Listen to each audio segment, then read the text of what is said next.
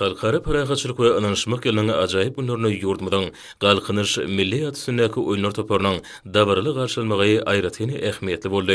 Yanlanan aydım saatlarda acayip tanıslarda vatanımızın hürmet prezident budan dünya yan salayan beygi işlerinin beki işte Türkmen bedevlerinin vatbey belentten yetirildi.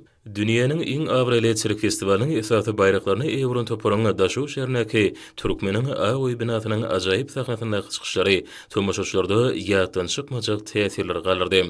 Tesirin hem şahatlık şoğunda çıkışları yukarı ruhulentliğe beslendi. Halkara paragachılık ve ananışmak yılın ilkinci ayına Monte Carlo şehrine geçirilen 47. Halkara Çelik Sunuğu Festivalini öz çıkışları bilen dünyanı hayranı koyup altın bayrağı hem de beyleki yürüytü bayrakları münasip bolun.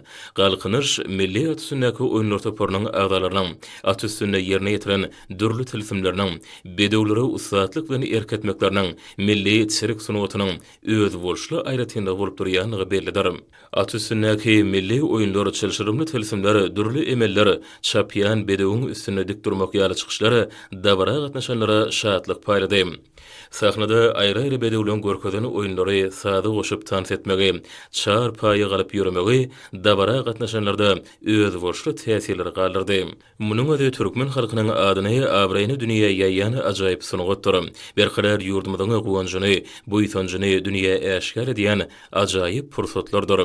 Olaň çykyşlary şeýeligiň, gözelligiň hem de ustaatlygyň bir bütegi sadaşyny emele getirýär. Türkmenistanyň döwlet serkiniň hem de arkadaş şehriniň görewlerden döwlet açylyk serkiniň akrobatlary, sirk artistleri dürli çykyşlarda öz ustaatlyklaryny, ukyp başarnyklaryny görkezdiler. Ähli babatlarda öz ötüşiniň täze belentliklerini tarap, anamly barýany güneşi diýermizde medeniýet we sunugut babatda da düýpli özgertmeleri amala aşyrylýar.